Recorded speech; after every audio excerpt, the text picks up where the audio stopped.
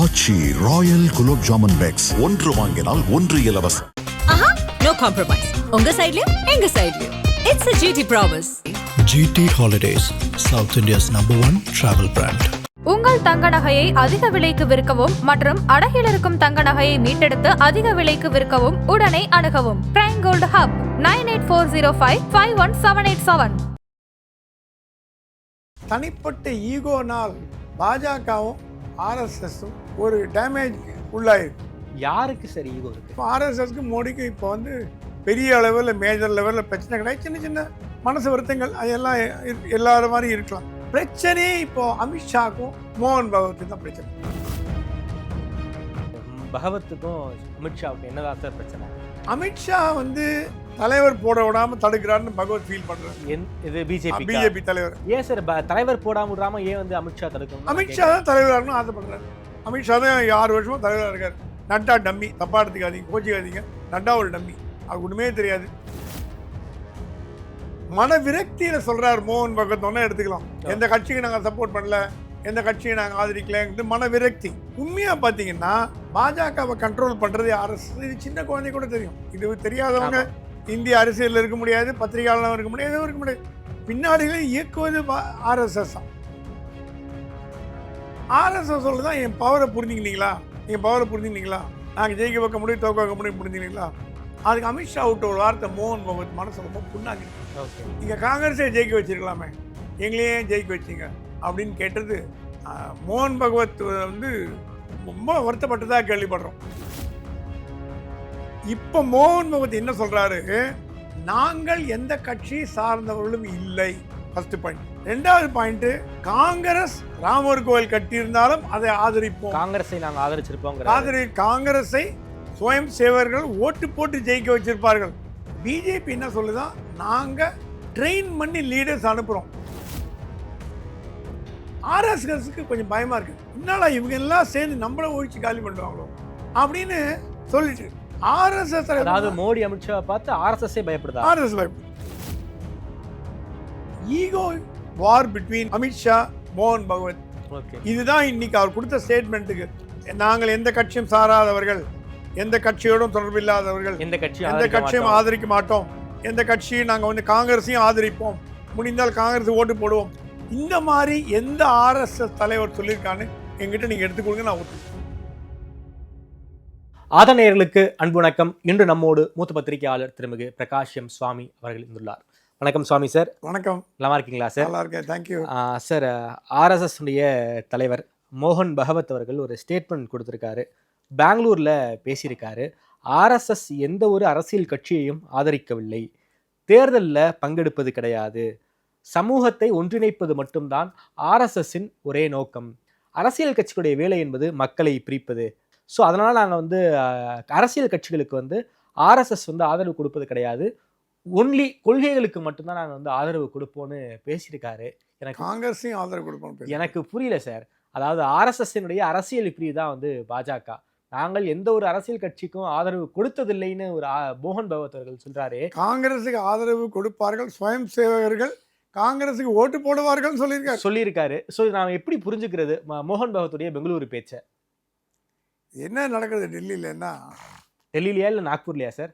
நாக்பூர், டெல்லி 2 இடத்துலையும் தனிப்பட்ட ஈகோனால் பாஜகவும் ஆர்எஸ்எஸும் ஒரு டேமேஜ் உள்ளாயிருக்கு. யாருக்கு சரி ஈகோ இருக்கு? மோடிக்கும் மோகன் பகவத்துக்கும் டேர்ம் சரியில்லாமல் இருந்தது, வாஸ்தவம் தான். கொஞ்சம் ஒரு ஈகோ பிரச்சனை இருந்தது. மோடி அது சரி பண்ணிட்டார். நாக்பூருக்கு போனார், சரி பண்ணார். அவர் வந்து மோடி வந்து யாரு கூடயும் சண்டை போட்டுக்க மாட்டார், எல்லாரோடையும் அப்படி தோளில் கை போட்டு சமாதானம் போயிட்டு இது கிரேட் டிப்ளமேட். அதெல்லாம் நல்ல ஒரு அரசியல் எப்படி மூவ் பண்ணால் எப்படி என்ன விளைவு வரும்னு தெரிஞ்சவர். ஓகே. ஸோ அவருக்கு மோகன் பகவத்துக்கு ஒரு 3 ஆண்டுகளாக பிரச்சனை இருந்து தான் வந்தது கட்கரினால். அதனால் அப்போ கூட எல்லாம் கேட்டாங்களா, ஆர்எஸ்எஸ் வந்து ஸ்பை பண்ணுறது பிஜேபி கவர்மெண்ட்டை. அது மோடி சொன்னாலும் பண்ணிட்டு போட்டோம், நாங்கள் அந்த மாதிரி தப்பு பண்ணலையே, ஸ்பை பண்ணால் பண்ணிட்டு போட்டோம், என்ன நடந்ததுன்ற மாதிரி சில டாக்ஸ் எல்லாம் போயிட்டு இருந்தது. அதை வந்து சரி பண்ணிட்டார் மோடி. இப்போ மோடிக்கும் ஆர்எஸ்எஸ்க்கும் பிரச்சனை கிடையாது. ஆர்எஸ்எஸ்க்கும் மோடிக்கும் இப்போ வந்து பெரிய அளவில் மேஜர் லெவலில் பிரச்சனை கிடையாது. சின்ன சின்ன மனசு வருத்தங்கள் அதெல்லாம் எல்லாரும் மாதிரி இருக்கலாம். பிரச்சனையே இப்போ அமித்ஷாக்கும் மோகன் பகவத்துக்கு தான் பிரச்சனை. என்ன சார் சொல்றீங்க? புது கதையா இருக்கு. புது கதை தான் இது.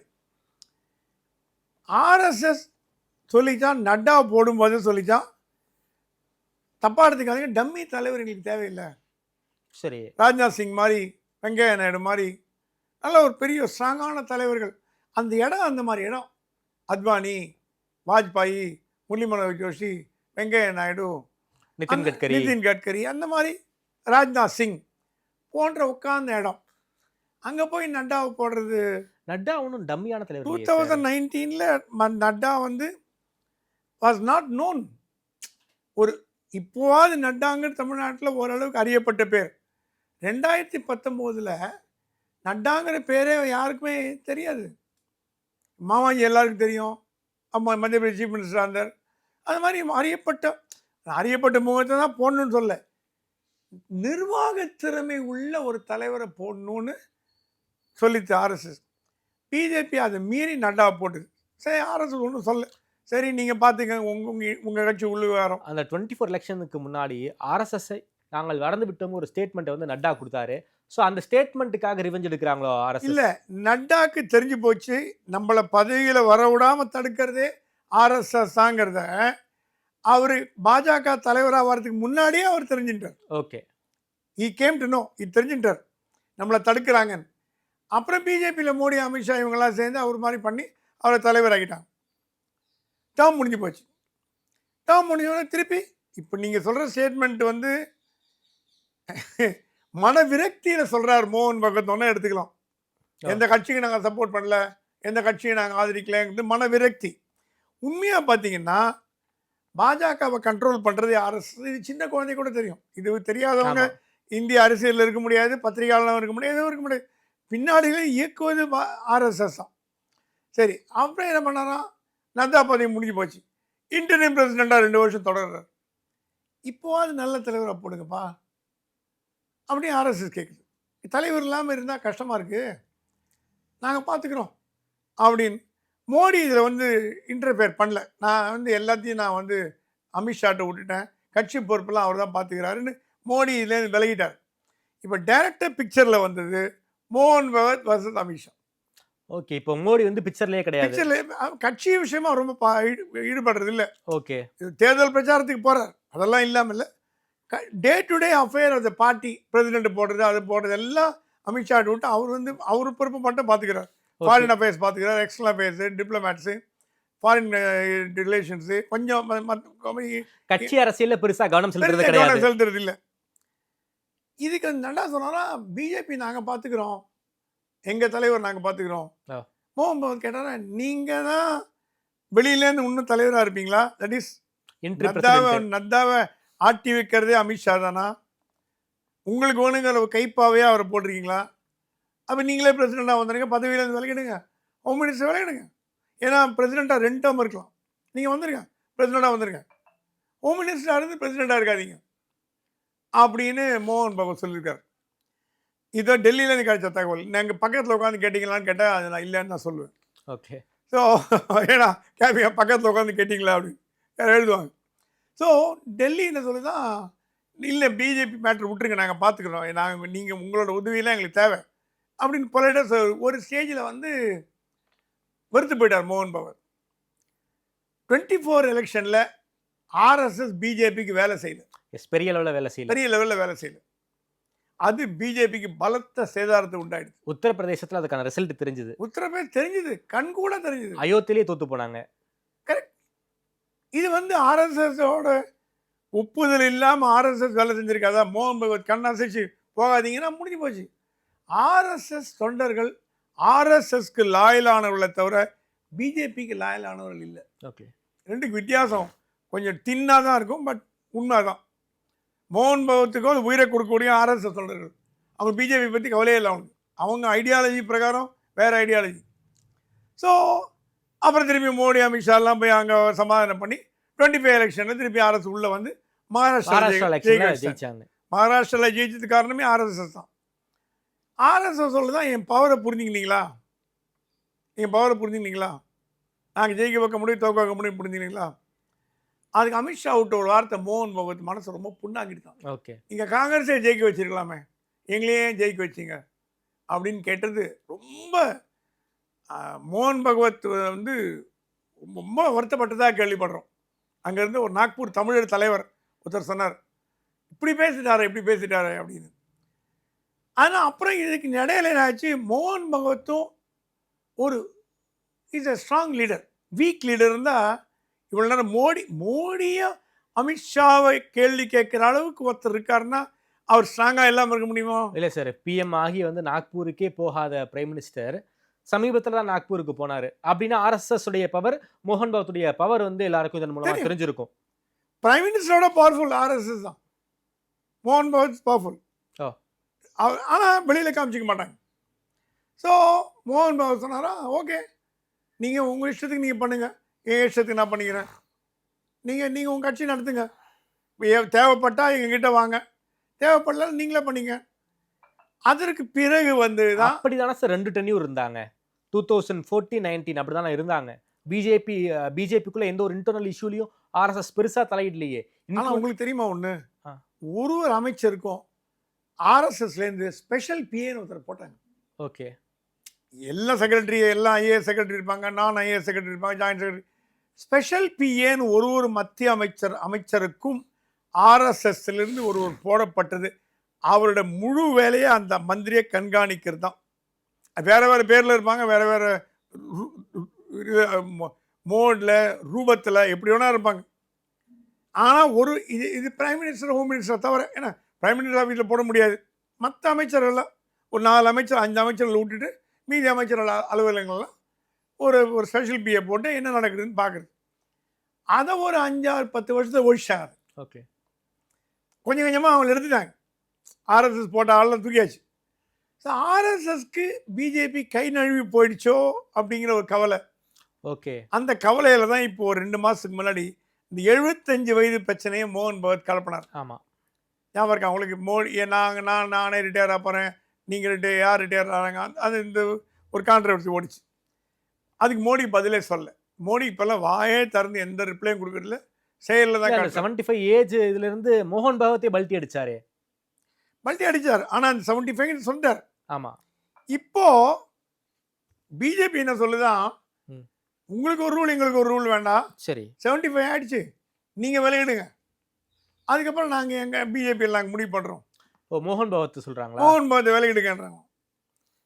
மோகன் பகவத் சொன்னா, ஆச்சா எனக்கு ஒன்றும் ப்ராப்ளம் இல்லை, நான் ரிட்டையர் ஆகிடுறேன். சுதர்ஷன்ஜி கடைசி வரைக்கும் இருந்தார். ஆனால் அவருக்கு அல்சைமர் வந்து மெமரி ப்ராப்ளம் வந்து அவர் செக்ரட்டரி பேரே மறந்து போயிடுச்சு. ஓகே. அவர் செக்ரட்டரி பேரே மறந்து போய் ஆர்எஸ்எஸ் தலைவரை பொறுத்த வரைக்கும் உயிர் இருக்கிற வரைக்கும் இருப்பார்.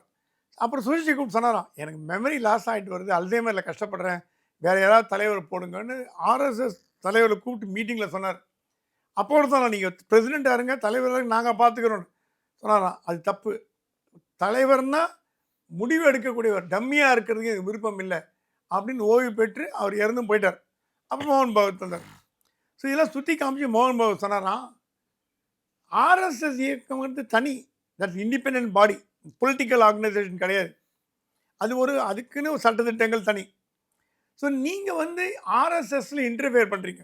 கேட்டால் நீங்கள் மட்டும் பிஜேபியில் தலையிடலாமான்னு கேட்குறீங்க. ஓகே. நாங்கள் வளர்த்து விட்டது தான் பிஜேபி. 25 ஆர்எஸ்எஸ் ஆரம்பித்த போது சாவர்கர் கேலி பண்ணாராம். எங்கே வர நீங்கள்லாம் அரசியலில் போட்டி போடுறது உங்களுக்கு பயம், தேர்தலெலாம் உங்களுக்கு பயம், தோற்று போடுவீங்க. சாவர்கர் கொஞ்சம் ஜாலியாக பேசுவார், கிண்டல் பண்ணாராம். உங்களெலாம் பயப்பட. அதுக்கு தலைவர்கள இடைவரை சொன்னாராம், அரசியல் கட்சி எவ்வளோ வேணால் வந்துட்டு போட்டோம்ப்பா, காங்கிரஸ் இது கம்யூனிஸ்ட்லாம் வந்துட்டு போட்டோம், அரசியல் கட்சிகளை உருவாக்குறதுக்கு தான் நாங்கள் இருக்கோம். இந்தியாவின் அரசியல் கட்சி உருவாக்குறது தான் எங்கள் வேலை. நாங்களே தேர்தலில் போட்டி போட்டால் அப்புறம் என்ன அர்த்தம்னு கேட்டாங்களாம். அதுக்கு சாவர்கருக்கு அப்போது புரிஞ்சுது. இப்போ மோகன் பகவத் என்ன சொல்கிறாரு, நாங்கள் எந்த கட்சி சார்ந்தவர்களும் இல்லை, ஃபஸ்ட்டு பாயிண்ட். 2வது பாயிண்ட்டு, காங்கிரஸ் ராமர் கோவில் கட்டியிருந்தாலும் அதை ஆதரிப்போம். காங்கிரஸை நாங்கள் ஆதரிச்சிருப்போம். காங்கிரஸை சுயம் சேவர்கள் ஓட்டு போட்டு ஜெயிக்க வச்சிருப்பார்கள். இது என்ன பிஜேபி ஸ்ட்ராட்டஜின்னா, பிஜேபி என்ன சொல்லுதான், நாங்கள் ட்ரெயின் பண்ணி லீடர்ஸ் அனுப்புகிறோம். ஓகே. யூத் யங்ஸ்டர் 18லேருந்து 20-25 வயசு வரைக்கும் அவருக்கு எல்லா மேலாண்மை, அரசியல், இந்தியா சுதந்திரம் எல்லாம் கற்றுக் கொடுத்து அனுப்புகிறோம். அவங்க காங்கிரஸுக்கும் போனோம், பிஜேபிக்கும் போனோம், கம்யூனிஸ்டுக்கும் போனோம், டிஎம்கேக்கு போனோம், ஏடிஎம்கேக்கு போனோம். ஸ்லீப்பர்ஸ், ஆர்எஸ்எஸ் ஸ்லீப்பர் செல் இல்லை. ஓகே. தேசிய தட் இஸ் அறிவு சார்ந்த அரசியல்வாதிகள். ஓகே. இப்போ நீங்கள் ஒரு மேனேஜ்மெண்ட் கோர்ஸ்னால் MBA படித்தா தான் முடியும். இது நாங்கள் ட்ரைனிங் கிரவுண்ட் மாதிரி கொடுக்குறோம். நீங்கள் முடிவு பண்ணுங்கள் எந்த கட்சியில் போகணுன்னு. நாங்கள் பிஜேபியில் போகணுன்னு சொல்ல மாட்டேன். காங்கிரஸில் போய் ஜாயின் பண்ணி இப்போ ரேவந்த் ரெட்டி ஆர்எஸ்எஸ் தெலுங்கானா முதலமைச்சர் RSS வந்து வரும். அந்த மாதிரி எக்ஸாம்பிள் கோட் பண்ணலாம். Okay okay. இது பிஜேபிக்கு பிடிக்கல. பிஜேபிலாம் எங்களுக்கு எதிராக நீங்கள் வளர்த்து விட்றீங்களா? RSS ட்ரெயின் பண்ணி ஒருத்தர் காங்கிரஸில் போய் தலைவராவார், கம்யூனிஸ்ட் தலைவராவார், மம்தாவோட தலைவராக போவார். அப்போ என்ன நீங்கள் வந்து ட்ரைனிங் கொடுக்குறது எங்களுக்கு இல்லையான்னு கேட்டாராம். இந்த மாதிரி உட்கட்சி பிரச்சனைகள் தான் வந்து ஓடிட்டுருக்கு. சார், பகவத்துக்கும் அமித்ஷாவுக்கும் என்னதான் சார் பிரச்சனை? அமித்ஷா வந்து தலைவர் போட விடாமல் தடுக்கிறாருன்னு பகவத் ஃபீல் பண்ணுறாரு. இது பிஜேபி தலைவர். ஏன் சார் தலைவர் போடாம விடாம ஏன் வந்து அமித்ஷா தடுக்கணும்? அமித்ஷா தான் தலைவராக இருக்கணும்னு ஆசைப்படுறாரு. அமித்ஷா தான் 6 வருஷமாக தலைவராக இருக்கார். நட்டா டம்மி, தப்பாக எடுத்துக்காதீங்க, கோச்சிக்காதீங்க. நட்டா ஒரு டம்மி, அது ஒன்றுமே தெரியாது. அப்பாவி வெள்ளந்தி மனுஷன் நான் பார்த்துருக்கேன். ஒன்று அவர் அரசியல் இருந்தால் ஒன்று ஏதோ நல்ல மனிதர். அந்த மாதிரி ஒரு ஆளை போடணுன்னு திருப்பி எதிர்பார்த்தீங்கன்னா நடுவில் ஒரு கான்ட்ரவர்சி போச்சு. போன வருஷம் மோகன் பகவத் கூப்பிட்டு கட்கரியை டெப்டி பிரைம் மினிஸ்டராக போடுங்கன்னா, அதுக்கு மோடி சொன்னால் என்ன தேவை இப்போது, எதுக்கு திடீர்னு நீங்கள் வந்து கட்கரி டெப்டி பிரைம் மினிஸ்டர் போடணுன்றீங்க? இல்லை எங்களுக்கு RSSலேருந்து ஒரு ரெப்ரசன்டேட்டிவ் வேணும். நாங்களாம் இல்லையா, நாங்களாம் RSS தானே, நாங்களாம் காரியகர்த்தா தானே, நான் எங்களை மட்டும் தனியாக பிரித்து பார்க்குறீங்களே அப்படின்னு கேட்டதுக்கு, நீங்களாம் கை மீறி பெரிய இடத்துக்கு போயிட்டீங்க, எங்களுக்கு ஒருத்தர் ஆதரவு வேணும், கட்கரியை போடுங்க. அதனால தான் கட்கரியும் மோடியும் பேசுறது நிறுத்தியே ஒரு 5-6 வருஷம் ஆச்சுன்னு டெல்லி கேள்விப்படுறேன். கேபினட் மீட்டிங்கில் கூட 2 பேரும் பேசிக்கிறது இல்லை, ஏதோ ஹலோ ஓகே அந்த மாதிரி. ஸோ இது என்ன எடுத்து மோடி அமித்ஷாக்குள்ள இருக்கிற நெருக்கம் பாஜக ஸ்ட்ராங் ஆகிட்டு வந்தாலும் RSSக்கு கொஞ்சம் பயமாக இருக்குது. இதனால இவங்க எல்லாம் சேர்ந்து நம்மளை ஒழிச்சு காலி பண்ணுவாங்களோ ஓகே அப்படின்னு சொல்லிட்டு RSS, அதாவது மோடி அமித்ஷா பார்த்து RSS பயப்படுதா? RSS பயப்படுது. RSS தான் நாங்கள் எங்களுக்குள்ள நாங்கள் முடிவு பண்ணிக்கிறோம். அடுத்த தலைவர் தத்தாத்ரே ஹவுசபோலே தான், கர்நாடகாக்காரர் வரப்போறார், அவராக தலைவர் வரப்போறார். எப்போ முடியலையோ நம்ம கொடுத்துட்டு போயிட்டே இருக்க போகிறேன். அங்கே தான் பிரச்சனை வருது. என்ன சார் பிரச்சனை? தத்தாத்ரே அது போல தீவிரமான ஒரு RSSகார் பாஜகவை பண்ணுற தப்புகளை அப்படியே சுட்டி காட்டக்கூடியவர். மோகன் பகவத்தை விட 4 மடங்கு அவர் பிஜேபிக்கு வந்து அகேன்ஸ்டாக இருப்பார்னு ஃபீல் பண்ணுறாரு. ஓகே. பிஜேபியை கட்டில் வச்சுக்கிறதுக்கு மோகன் பகவத் தான் கொஞ்சம் ரிலாக்ஸாக விட்டுருக்காரு. அப்படி புடியில் வச்சுக்கிறதுல தத்தாத்ரே ஆசை போலவே பீட் பண்ண முடியாது. இவங்க என்ன பிளான் பண்ணுறாங்க பிஜேபியில், அவங்களெல்லாம் விட்டுட்டு மன்மோகன் வைத்தியா, கிருஷ்ணகோபால் இந்த மாதிரி தலைவர்களை வந்து பிரசிடெண்ட்டாக போட்டு RSS தலைவராக போட்டு நம்ம வந்து பண்ணிக்கலாம். இது மோகன் பகவத்துக்கு பயங்கர கடுப்பு இருக்குது. எங்கள் RSSலேயே வந்து நீங்கள் கேம் ஆடுறீங்களா? தத்தாத்திரேயா வரக்கூடாது, இவர் வரணும், அவர் வரணும், இவர் வரணும், என்ன நினச்சிட்டு இருக்கீங்க? உங்களை கவர்மெண்ட் பண்ண விட்டதே நாங்கள் தான். உங்களை ஆட்சியில் RSSோடு ஒரு மோதி பார்க்கணுங்கிற முடிவுக்கு வந்து அமித்ஷா வந்துட்டாரா? அமித்ஷா வந்ததுனால தான் நட்டா விட்டு பேச வச்சார். அவரால் பேச முடியாததை அவர் பேசியிருந்தாருன்னா பெரிய ஆல் இண்டியா லெவலில் போயிருக்காங்க. ஆமாம், அமித்ஷா பேசியிருந்தா என்ன பெரிய பிஜேபி இல்லாமல் நாங்கள் ஜெயிக்க முடியாதான்னு அமித்ஷா பேசியிருந்தாருன்னா, RSS இல்லாமல் RSS இல்லாமல் ஜெயிக்க முடியாதான்னு அமித்ஷா பேசியிருந்தாருன்னா அன்னையோட கதை கந்தலாக போயிருக்கும். அதனால் என்ன பண்ணார், இவரை விட்டு பேச வச்சார், நட்டா விட்டு பேச வச்சார். ஸோ இந்த குழப்பங்களுக்கு காரணமே என்னன்னா, யார் பெரியவர், யார் சொல்லி யார் கேட்கணும் அப்படிங்கிற கணக்கு தான் போகுது. இப்போ தமிழ்நாட்டில் RSS சொல்லிடுச்சான், திராவிட கட்சிகளோட கூட்டணி வேண்டாம், தனியாக நின்று போட்டு போடுங்க, தனியாக இன்னும் 10 வருஷம் நல்லா பரவாயில்ல, திராவிடம் வேண்டாம் சொன்னாங்களா. GG no DMK's anti Hindu anti காட்னாராம். அதுக்கு வந்து RSS சிலர் கேட்டாராம், எனக்கு சரித்திரம் தெரியாதுன்னு நினைக்காத, கற்பர் கூட்டம் யார் பீரியடில் நடந்தது, ஆண்டாள் கான்ட்ரவர்சி யார் பீரியடில் நடந்தது, சங்கராச்சாரிய யார் பீரியடில் கைதானாங்க, don't talk all this nonsense போட்டு வாங்கிட்டாராம். அவர் என்ன சொல்றாரு, அவரை பொறுத்தவரைக்கும் ஏடிஎம்கே டிஎம்கே ஒன்றுங்கிறார். ஓகே. இதெல்லாம் கான்ட்ரவர்சியெலாம் ஏடிஎம்கே பேர். நீங்கள் நாக்பூரில் உட்காந்தா கூட அவங்களுக்கு இன்புட் வருது. கருப்பூர் கூட்டம் வந்தபோது எடப்பாடி ஒன்றுமே பண்ணலையே. கைது பண்ணாங்க சார். கைது பண்ணாங்க, பட் ஒரு ஸ்ட்ராங் ஆக்ஷன் எடுக்கலையே. அந்த மாதிரி ஒரு கட்சியோட ஏன் கூட்டணி போறீங்க அப்படிங்கிறது ஆர்எஸ்எஸ் வாதம். ஸோ இந்த திராவிட கொள்கையை பொறுத்த வரைக்கும் திமுகவும் அதிமுக ஒன்றுங்கிற மைண்ட் செட்ல ஆர்எஸ்எஸ் இருக்காங்க. விஜயோட போனா போய் அதை பற்றி ஐ டோன்ட் பாதர், அது உங்க தலைவலி. பட் டிஎம்கே ஏடிஎம்கே வேண்டாம். ஏன்னா திராவிட கழகங்கள் தான் முதல் தாய் கட்சி, அதுலேருந்து வந்து கிளை கழகங்கள் தான். இது 2 பேருமே வேண்டாமே. இப்போ தமிழ்நாட்டில் ஆட்சி பிடிச்சி என்ன பண்ண போறீங்க அது கேட்டாங்களாம். டிஎம்கே வந்துடும்னாங்களாம். வரட்டும், இப்படியே சொல்லலாம். மோகன் வரட்டும், என்னப்போ வாட்ஸ்ராங். சரி, இவங்களாம் ஆடி போயிட்டாங்க. பிஜேபி தலைவர்லாம் மோகன் பகவத் பேச்சு கேட்டு ஆடி போயிட்டாங்க. இப்போ என்ன ஒரு ஓடிட்டு இருக்குன்னா ஈகோ வார் பிட்வீன் அமித்ஷா மோகன் பகவத். ஓகே. இதுதான் இன்னைக்கு அவர் கொடுத்த ஸ்டேட்மெண்ட்டுக்கு. ஓகே. நாங்கள் எந்த கட்சியும் சாராதவர்கள், எந்த கட்சியோடும் தொடர்பு இல்லாதவர்கள், எந்த கட்சியும் ஆதரிக்க மாட்டோம், எந்த கட்சியும் நாங்கள் வந்து காங்கிரஸையும் ஆதரிப்போம், முடிந்தால் காங்கிரஸ் ஓட்டு போடுவோம். இந்த மாதிரி எந்த ஆர்எஸ்எஸ் தலைவர் சொல்லியிருக்கான்னு எங்கிட்ட நீங்கள் எடுத்து கொடுங்க, நான் ஒத்துக்கிறேன். எந்த தலைவர் சொல்லியிருக்கான்னு சொல்லுங்க. யாருமே இப்படி சொன்னது. எந்த தலைவர், எந்த ஆர்எஸ்? இது என்ன வெளிப்பாடுன்னா அவருடைய மனசு உளைச்சலின் வெளிப்பாடு. பிஜேபி போய் இந்த மாதிரி நம்ம பண்ணிட்டோம், நம்மளை போய் இந்த மாதிரி பண்ணுது பிஜேபி, எவ்வளோலாம் பண்ணியிருக்கோம் பிஜேபிக்கு நமக்கும் அப்படிங்கிற மன உளைச்சலின் வெளிப்பாடு தான் மோகன் பகவத்தோட ஸ்டேட்மெண்ட். டெல்லியில என்னுடைய நண்பர்கள்லாம் காலையில் பேசினாங்க. அதாவது அமித்ஷாவுக்கும் மோகன் பகவத்துக்கும் ஒரு ஈகோ யுத்தம் வெடிச்சிருச்சுன்னா அவன் எடுத்துக்கலாமா? அமித்ஷா வந்து தன்னிக்கிற தலைவர் ஆயிட்டார். இப்போ அவர் மோடி லெவலுக்கு வந்துட்டாரோ, மோடி பீட் பண்ணிட்டாரோ, இல்லை மோடியோட பெரிய ஆள் ஆயிட்டாரோ. அமித்ஷாங்கிறது ஒரு இந்தியா முழுக்க ஒரு பேசு பொருள், ஒரு ஃபோர்ஸ், ஒரு பவர், ஒரு அதிகாரம், ஒரு கம்பீரம், அதெல்லாம் உடைய ஒரு மனிதர். என்ன வேணா பண்ணக்கூடியவர், நினைச்சா என்ன வேணா பண்ணுவார். அந்த லெவலுக்கு அமித்ஷா வந்தாவிட்டு அவரால் ஆர்எஸ்எஸ் கீழே இறங்கி போக முடியாது. சரி, அதெல்லாம் மோடியெலாம் ஒரு காரியக்கர்த்தா, ஆர்எஸ்எஸ் மீது உயிரே வச்சிருக்கவர். அமித்ஷா அந்த மாதிரி பெருசாக ஆர்எஸ்எஸ்லேருந்து பண்ண மாதிரி எனக்கு தெரியல. ஓகே, அது இருக்கலாம் மேபி. அமித்ஷா ஆர்எஸ்எஸ் மேன் இல்லையா? இல்லை, அந்த அளவுக்கு இன்வால்வ்மெண்ட்டான்னு எனக்கு தெரியல. மோடியெலாம் வந்து கிராஸ் ரூட்லேருந்து வந்தவர். ஓகே. இவர் ஒரு வியாபாரியாக இருந்து வந்தவர் தான் நான் கேள்விப்பட்டேன். I'm not sure about is background. So மோடிக்கு இருக்கிற அந்த ஒரு லாயல்ட்டியும், ஒரு பணியும், ஒரு அன்பும் ஆர்எஸ்எஸ் மேலே அமித்ஷாட்டேன்னு எதிர்பார்க்கறது தப்பு அப்படின்னு ஆர்எஸ்எஸ்ஸே ஃபீல் பண்ணுது. ஓகே சார், குறிப்பாக இந்த 75 ஏஜ் டென்யூர் சார், அதை பொறுத்த வரைக்கும் ஆர்எஸ்எஸ் என்ன முடிவில் இருக்காங்க? அது பிஜேபிக்கு மட்டும்தான் பொருந்துமா, இல்லை ஆர்எஸ்எஸ்க்கும் சேர்த்து பொருந்துமா? இது பிஜேபிலையும் அந்த ரூல் கிடையாது, ஆர்எஸ்எஸ்லையும் இந்த ரூல் கிடையாது. அப்புறம் எதுக்கு அந்த 75ங்கிற? இது வந்து 75ங்கிறது மோடி எடுத்த ஒரு முடிவு, இண்டிவிஜுவலாக எடுத்த முடிவு. ஓகே.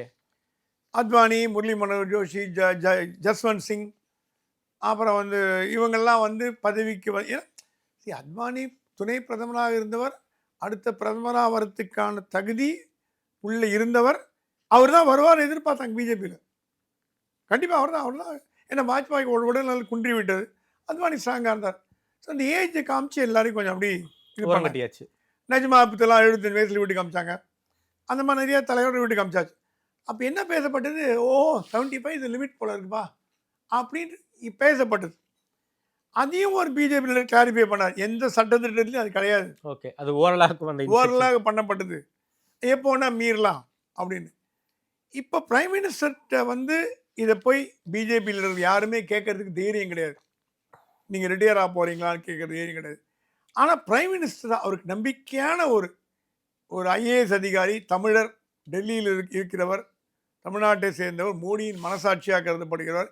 அவர்கிட்ட சொன்னான்னா, another 4 years I am stepping down. இந்த டேர்ம் முடிஞ்சு ஜெயிக்க வச்சுட்டு நான் வந்துடுவேன். ஓகே, எனக்கு என்னோட பீரியட் முடிஞ்சு போச்சு. இன்னும் சில அன்ஃபினிஷ்ட் ஒர்க்கெல்லாம், சில முடிக்க வேண்டிய காரியங்கள் இருக்குது. அது என்ன சார்? நிறைய காரியங்கள் முடிக்க வேண்டிய காரியங்கள் இருக்குது.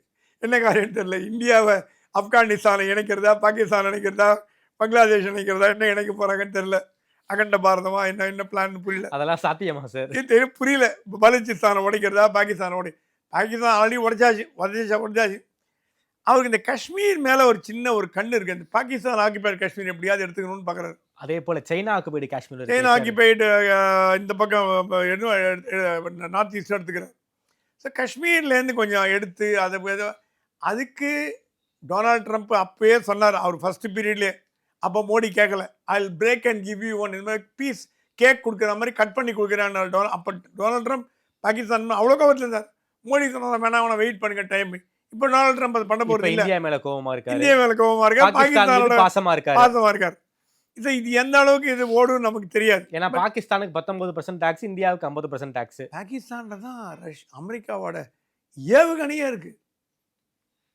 அவங்களோட அட்டாமிக் இன்ஃப்ராஸ்ட்ரக்சரே பாகிஸ்தான்ல தான் இருக்கு. ஏன்னா ஏஷியாவை குறி வச்சு ஒரு பேஸ் வச்சிருக்கான் பாகிஸ்தான்ல, சவுதி அரேபியா மாதிரி, கத்தார் மாதிரி. ஆகவே இது என்னன்னா மோடியோட சில மோடிகள் நிறைவேறாத ஆசைகள். இப்போ மதுரா, இப்போ காசி பண்ண மாதிரி மதுரா பண்ணோம். அதுக்கு தான் ஆர்எஸ்எஸ் தடை போட்டாங்களே சார். மதுரா பண்ணோம். மசூதிகளுக்கு கீழே போய் சிவலிங்கத்தை தேடாதீங்கன்னு தடை போட்டாங்க. மோகன் பகவத் பேசிட்டாரு. மதுராவும் வாய்ப்பில்லை போல, காசியும் வாய்ப்பில்லை. அதுக்கு பிஜேபி சொல்றதா எங்களோட ஆர்எஸ்எஸ் செக்குலர் ஆயிடுச்சு. எங்களோட ஆர்எஸ்எஸ் செக்குலர் ஆயிடுச்சு, நாங்கள் கொடுத்த வாக்குறுதியை நிறைவேற்ற வேணாமான்னு. இந்த ஒரு இன்டர்னல் பிரச்சனைகள் ஓடுறதுக்கு காரணமே இல்ல. மறுபடியும் மதுராலையும் காசிலையும் கை வச்சா அது ஒரு மிகப்பெரிய. காசி முடிஞ்சு போச்சு, காசி முடிஞ்சு போச்சு, அயோத்தியா முடிஞ்சு போச்சு. அயோத்தியா முடிஞ்சு. அயோத்தியா சொல்லியிருக்காரு. இப்போ அயோத்தியாவில் கூட்டம் வருகிறது, லட்சக்கணக்கான டூரிஸ்ட் வராங்க, எக்கானமி டெவலப் ஆகுது அப்படிலாம் பேசியிருக்காரு. அது வந்து 90s சார். நீங்க வந்து நீங்க சொல்றது வந்து 90ஸ்ல நடந்த பிரச்சனை, 80s 90ஸ்ல நடந்த பிரச்சனை. இப்போ வந்து மதுராலையும் நான் வந்து காசிலையும் வந்து பிஜேபி வந்து கை வச்சுச்சுன்னா அது மிகப்பெரிய பேக் ஃபயரால போய் முடியும், ஒரு கம்யூனல் கிளாஷால போய் முடியும். இதை வந்து பிஜேபிக்கு தெரியாதா? இது கம்யூனல் கிளாஷா முடியும்னு தெரிஞ்சதுனால தான் ஆர்எஸ்எஸ் ரொம்ப அமைதியா இருக்கு போல இருக்கு இதுல. இல்லை, பட் மோடிக்குன்னு சில அஜெண்டா வச்சிருக்காரு. அவர் பிரதமராக இருக்கும்பொழுது சில காரியங்களை செய்யணும் அப்படின்னு ஒரு அஜெண்டா, ஒரு குறிக்கோளோட மேபி நோட் புக்கில் எழுதி வச்சிருக்கலாம், 10 பாயிண்ட்ஸ் டு டூன்ற மாதிரி. அதில் அது நமக்கு என்னன்னு தெரியாது, யூகத்தில் தான் நமக்கு தெரியாது. ஏன்னா பொருளாதாரம் எல்லாம் பண்ணிட்டு மோடி முடிஞ்ச வரைக்கும் தேர்தல் வாக்குறுதிகள் எல்லாத்தையும் நிறைவேற்றிட்டார். எல்லாருக்கும் இலவச மருத்துவ காப்பீடு, உணவு, அரிசி, ration, cooking gas, medical facility, மக்களுக்கு ஏழைகளுக்கு என்னென்ன பண்ணமோ எல்லாம் பண்ணிட்டார். ஸோ இனிமேல் ஒன்றும் பண்ணுறதுக்கு புதுசாக ஒன்றும் கிடையாது. எக்கானமி டெவலப் பண்ணிட்டார், பிஸ்னஸும் இதாக இருக்குது. இது உங்களுக்கு இதுவும் ஜிஎஸ்டியும் குறைச்சிட்டார். ஜிஎஸ்டி ரொம்ப அவசரப்படுறாங்க, அதையும் குறைச்சிட்டார்.